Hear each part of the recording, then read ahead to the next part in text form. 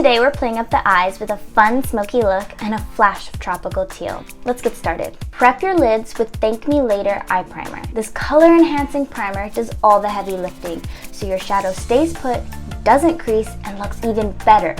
You can thank me later. Start by smoothing the shade Champagne all over your lid as a base. This also helps to set the eye primer. Next, you're going to take Gunmetal and blend into your crease. To create the smoke effect, blend the leftover pigment onto the outer corner of your eye. Blend Stars at Night into your lower crease. Really blend to enhance the smoke show. Next, take Mermaid Teal on Elizabeth Mott's all-over shadow brush and gently press the pigment onto the entire lid. Softly blend the color out. Place a little champagne on the inner corner to brighten your eyes. And finally, for a little more mermaid magic, take Mermaid Teal and smudge it into your lower lash line. Finish the look with your favorite liner and It's So Big mascara for mythical lashes worthy of a siren. Want the look?